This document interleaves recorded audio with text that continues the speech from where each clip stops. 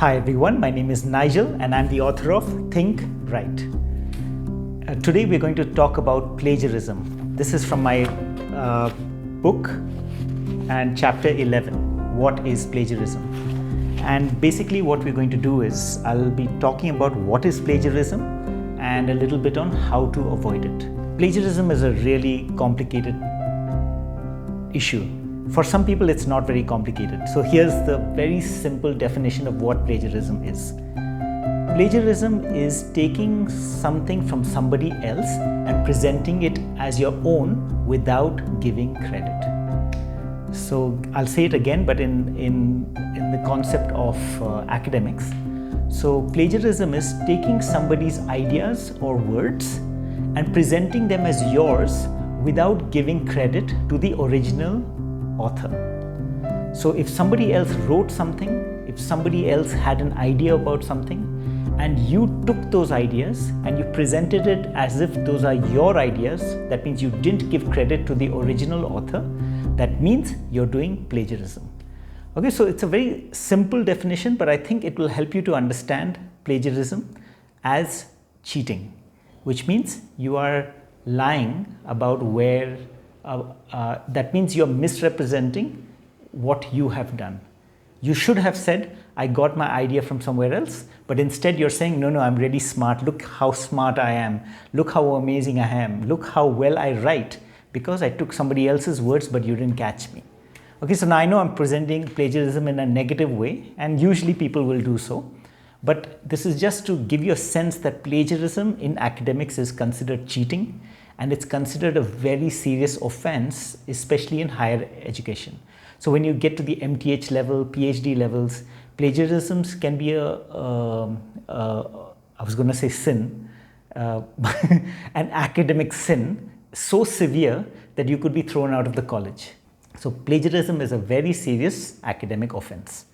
Now, I basically say that plagiarism is complicated because of two reasons.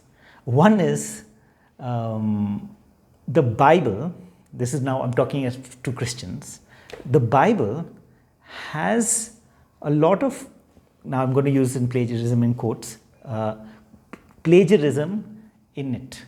So for instance, those who know the Bible, those who know Matthew, Mark, Luke and John, it's very clear that Matthew and Luke were both using Mark's gospel as a source. But they don't say, oh, our brother Mark said this and we are quoting him. They basically just use Mark's ideas, Mark's words, and present them as their own. Now, don't get me wrong. I do believe all of it is God's word, but I'm just saying the style of writing in the ancient days, like during when the time the Bible was written, the Bible was not an academic work. It was not an academic book. So plagiarism was not considered a problem at that time. The idea is to take somebody else's work was to honor that person. So if I took somebody else's work and used it as my own, then that was honoring them. That was a way of saying you are good. Okay, so now we expect you to give credit to the original source. In the ancient days, in the olden days, the classical days, you weren't expected to give credit. So in the Bible, we don't see much credits. Oh, this is the author and I am adapting. Of course, they quote Isaiah said or Elijah said or as it was written in the days of old, as it is said in the law. They'll give general credit, but many authors from the Bible didn't give credit to say, I am quoting this verse, this exact reference or this author. They didn't always do it. Now, so like I said, plagiarism is complicated because the Bible seems to have it. Not just the Bible, a lot of ancient texts have it, but it wasn't considered an academic offense at that time because these works were not academic works in the first place. The other reason why plagiarism is complicated is because of India and actually this whole region, Asia. I've got a globe, so might as well use it. so many of us in this Asia or South Asia region, many of us in the Asian or South Asian region have a culture of memorization where we believe to honor truth is to memorize it and repeat it. So we memorize and repeat. So there's a lot of value placed to memorizing scriptures or memorizing the teacher's works or memorizing the answer and repeating it. And that's a way of honoring the right answer. It's a way of honoring the truth. So this region, we tend to honor people, or we tend to honor truth by repetition. And I know you might say, oh, well, that's not a good education policy. We need to have critical thinking. Yeah, we'll talk about that later.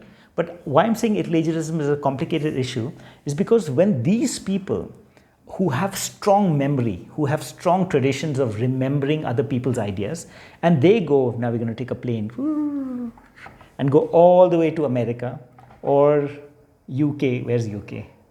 Over here, where they go. So let's just go to America for now. When they go to America, there America has its own rules, its own culture. In America, they may not value repetition or memory as much as they do in Asia. So when Asian students go to, let's say, will go to the West, many of these countries, especially Western academic countries, they don't value the Asian thinking, the Asian processes, the Asian way of remembering truth and repeating truth.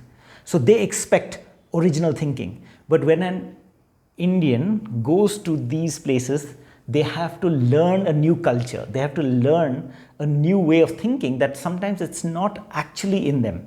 They've not been taught it clearly. They haven't even been explained why it is important.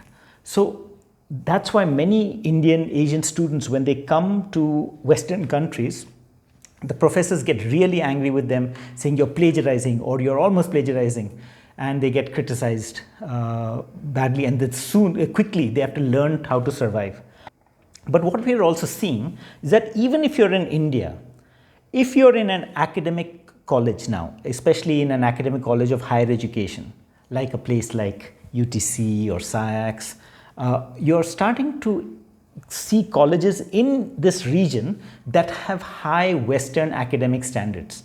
They focus on reading books, being critical, having academic values. And much of this book over here that I've written is aimed at Indian students to help them meet the high academic standards, many of the standards that come from the West. But I don't think that's bad. I don't think to say high academic standards is bad, but I'm just saying that many of us in our own culture are now finding it hard that we are going into an Indian college, but they too are expecting us to have original thinking, critical thinking, give credit where it's due, don't just memorize, process the information and give it to other people, present your view after you engage with other people's views, give them credit, but then present your own view that is a genuine original point of view. So that is also happening in South Asia. That's also happening in India. So if you are reading this book in India, you will find that even in your own colleges, you will find more and more emphasis on plagiarism. It is, like I said, a complicated issue because the Bible doesn't seem to care about it, and Indian culture traditionally doesn't seem to care about it. I mean, on the whole, but now people are caring about it. Now it's becoming a bigger deal. And if you want to do anything in higher education, if you want to do anything serious in like an MDiv or an MTH or a PhD, you have to understand plagiarism and avoid it entirely. Not, I understand it a little bit and I'll do a little bit of plagiarism. No. Even a little bit is not tolerated. If you have even one instance of plagiarism, that can be grounds of dismissal. So you have to be very careful to avoid plagiarism at all costs. So after saying that plagiarism is a complicated issue, and that's actually what my first section is about, 11.1, this over here, that is plagiarism cheating. So I basically say that there are high expectations, but for Indians or Indians or South Asians, it is actually very difficult for us to understand it. Then in this chapter, I talk about 3 different kinds of plagiarism. Okay, so first I said plagiarism is taking something from somebody else and presenting it as your own without giving other person credit. That's the simple definition. But now let's complicate it a bit. Let's explain it a bit and show 3 different kinds of plagiarism. So the first is, and this is the most obvious, intentional plagiarism. So here I say, and it's sometimes called direct plagiarism, intentional plagiarism, which means an old student has a paper. I copy that student's paper and copy paste into my paper and present it to the teacher. That is cheating. Okay, that there's no question about it. That's cheating. That's plagiarism. You basically took somebody else's work and presented it. Taking somebody else's work, copy and pasting it and putting it in as your work is called plagiarism, means direct plagiarism. The intentional plagiarism. You're actually doing it to present yourself in a bigger light, in a better light. So that is not acceptable at all. And you have to be very careful that if you're in this habit of doing that, stop. Stop now. Taking somebody else's work, copying and pasting and putting it into your paper is not allowed. Okay, not allowed. Especially if you don't give credit. Especially if you don't take that work and say, I got it from here. If you don't say that, that is called cheating and it is called academic dishonesty and it will not be accepted in any higher education institute. Okay, so if you're doing that, stop. The second one is, in fact, let me go to the third one. So the first one was direct, intentional. The third one is accidental. Accidental means I was going to give credit, but I forgot. I forgot to put in quotations or I forgot to give citations. I forgot to do it. And there too, it is an offense. I could do it accidentally, but you could still be liable. It could still be your fault. So if you're doing it intentionally or you're doing it accidentally, means accidentally you forgot to give credit, then be careful. Even that could be grounds of dismissal. Okay, so that's the third kind. The second kind of plagiarism is the unintentional plagiarism, when you're not clear about the rules. When you think that, oh, I think this is okay, but then you end up making a mistake. You take a little bit from some author and you give credit, but then you take more from the author, then you don't give credit because thinking, oh, I gave credit earlier, I don't need to give credit again. That is semi-plagiarism or unintentional plagiarism. It's like, I'm not trying to plagiarize. I'm not trying to do something like cheat the system. I am trying to give credit, but I didn't realize the rules. I wasn't sure. So this direct intentional plagiarism where I'm copying. Accidental means I know the rules, but I made a mistake. But this second kind, this unintentional, I'm not sure. That's what we really need to address. And in my experience, especially in higher education, most people get caught out in unintentional plagiarism, which we call semi-plagiarism. It is not direct plagiarism where everything is copied or a major chunk is copied, but some is copied, some is not. Some credit is given and some is not. There's confusion. Which one, where are your words and where are the other author's words? That is semi-plagiarism and that can be very confusing for the student. So over here, I define, especially in page number 89, indirect plagiarism or semi-plagiarism. What do I mean by that? How do we do that? Some people call it mosaic plagiarism, where there's a little bit of plagiarism, little bit of your work. Plagiarism, your work. So it's mixed and matched, and you may not even be doing it intentionally, but it's coming out. And you may have forgotten to put quotations or you may have forgotten to give citations, but you are making a mistake that way. So that is indirect plagiarism. Now, how do you avoid it? How can we say, okay, no, I don't want to do plagiarism? So in this chapter, I don't give tips on how to avoid it. Maybe I mentioned briefly, but here are here's a simple, not simple, but there are certain rules for how to avoid plagiarism. Okay, so the first rule of avoiding plagiarism: if you take somebody else's words or somebody else's ideas and you take them in your work, tell where you got that from. Okay, that means give citation. Tell where you got that from. So somebody has come up with a good idea, you put it in your work, tell where you got that idea from. That's how you avoid plagiarism, first and foremost. Okay, so where you somebody's words, oh, this sounds really good. God's work done in God's way will not lack God's supply. What a wonderful quote, right? What if I was to say I made up that quote? Then I am doing direct plagiarism because it comes from somewhere else, but I'm pretending that I'm the one who said God's work done in God's way will not lack God's supply. But what if I say God's work done in God's way will not lack God's supply, but I say it is from Hudson Taylor. It's from this missionary who went to China and he said this. So that's giving credit. That's how you avoid plagiarism. First and foremost, give credit. Okay, first, how to avoid plagiarism. Second, how to avoid plagiarism, distinguish between your words and the original author's words. That's the second way, which means, let's say I'm saying God's work done in God's way will not lack God's supply. So that's somebody else's quote. But what if I say God's work done in God's way, done with the heart of love and thankfulness, will not lack God's supply. You see, I've added one extra phrase into that quotation. So that phrase is mine, but the rest of the quotation belongs to Hudson Taylor. Now, plagiarism avoidance means I have to separate Hudson Taylor's words from my words. I have to distinguish which are Hudson Taylor's words and which are my words. So one way to do it is say Hudson Taylor's quote, God's work done in God's way will not lack God's supply. That's Hudson Taylor, and say credit Hudson Taylor.